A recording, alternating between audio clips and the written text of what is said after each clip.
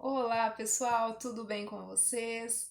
Neste vídeo serão brevemente abordados alguns conceitos químicos que podem ser explorados por meio da técnica da pintura fluida, em articulação com aspectos de nossa oficina temática intitulada Pintura Fluida Colorindo com Química e Arte. E já de antemão sinalizo que nossa intenção aqui não é esgotar o assunto, não é esgotar todos os conceitos químicos ou os conceitos científicos que podem ser explorados por meio dessa técnica de pintura, né? Inclusive, neste vídeo, nós abordaremos alguns conceitos de forma muito superficial. E nosso objetivo é justamente despertar a curiosidade de vocês, né? Abrir espaços aqui para diálogos, para reflexões, novos horizontes, né? A respeito de conceitos que podem então ser explorados por meio de uma técnica de pintura. E logo aqui para iniciarmos, né? Logo de início, é, convido-os a refletirem, a lançarem os olhares lá para o início da nossa oficina, né?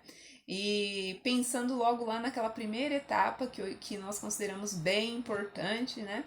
Que é o do preparo dos materiais, a etapa de preparo dos materiais, que inclusive em um vídeo anterior nós comentamos, né? A respeito da importância de se realizar devidamente todas essas etapas anteriores até chegar ao produto final que nós desejamos, né? Então, logo lá no início, durante o preparo dos materiais para a realização da técnica da pintura fluida, um dos primeiros passos que nós realizamos consistiu em adicionarmos e misturarmos uma certa quantidade de água em uma determinada quantidade de cola. Estão lembrados disso? E os convido a refletir a respeito de algo importante, né? O que vocês verificaram ao realizar esse procedimento? Bom, durante a realização desse procedimento, nós podemos verificar, né, que ao misturarmos água à cola, né, obtivemos então uma mistura homogênea, isto é, não verificamos a separação de fases. Nós constatamos então a presença de uma única fase homogênea. Isso tem relação ao fato de a cola por nós utilizada, conforme vocês podem verificar aí na apresentação, né? Foi a Cascorês, mas poderia ter sido também aquela cola branca escolar mais tradicional, né? Tanto a Cascorês quanto essa cola mais tradicional, elas são solúveis em água, né? Pois do contrário, nós perceberíamos, né, a presença de duas fases nessa mistura. E aspecto mais uma vez verificado quando essa mistura foi então adicionada à tinta, né, a qual também apresenta solubilidade em água.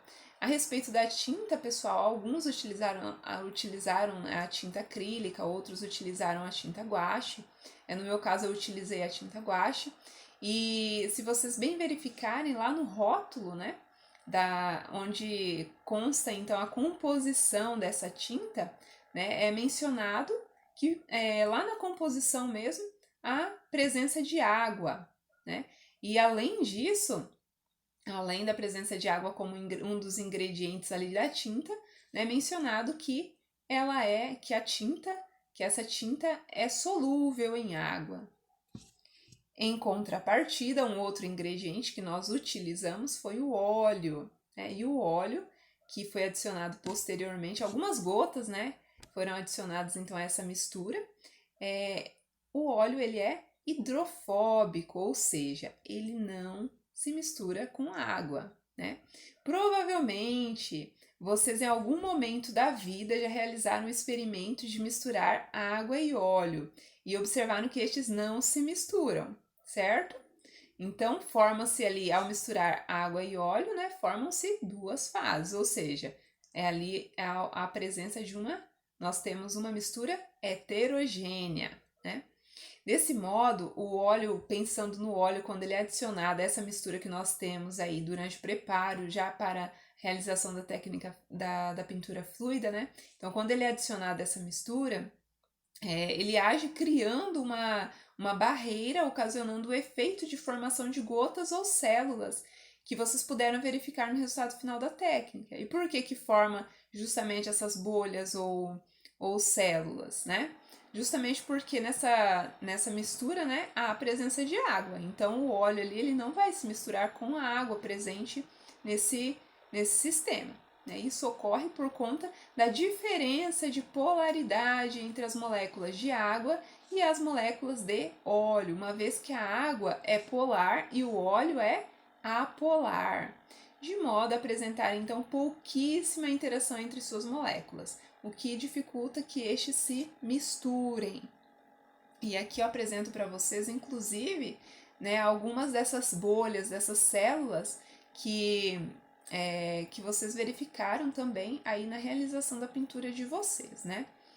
E é importante mencionar que a diferença de polaridade de diferentes substâncias está relacionada à diferença de eletronegatividade de suas moléculas. Desse modo, quanto maior for a eletronegatividade entre os átomos dessa molécula, maior será a polaridade dessa ligação.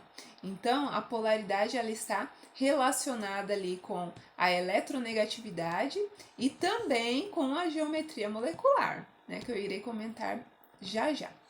No caso da água, por exemplo, ela é uma molécula polar em decorrência da diferença de eletronegatividade existente entre o átomo de oxigênio e os dois átomos de hidrogênio que formam a molécula de água. Outra coisa a ser considerada, já pensando aqui na questão da geometria molecular que eu comentei, né, é que ela também, a geometria molecular também influencia na determinação da polaridade de uma substância. A molécula de água, por exemplo, apresenta uma molécula de geometria angular, né, o que influencia em seu caráter polar, uma vez que o átomo de oxigênio, né, presente na molécula de água, possui dois pares de elétrons livres não compartilhados que provocam, então, a repulsão dos átomos de hidrogênio presentes nessa molécula. De tal modo, essas características mencionadas envolvendo, então, a cola, a água e o óleo nessa técnica de pintura, são imprescindíveis para o efeito que desejamos obter como produto final. É assim, é essencial o fato de a cola ser solúvel em água e na tinta, tanto na água quanto na tinta, né? E de o óleo não se misturar em água, né? Ser immiscível em água. O que auxilia na formação de uma barreira que possibilitará que as tintas, quando forem colocadas sob o suporte, não se misturem entre si, formando uma única cor. Então, como se pode verificar por meio dessa técnica, podemos explorar muitos conceitos. E em um outro vídeo, o professor Renato nos falará um pouco sobre o conhecimento referente à evaporação, que é outro conceito que podemos explorar utilizando essa técnica de pintura. Então, abraços e obrigada pela atenção!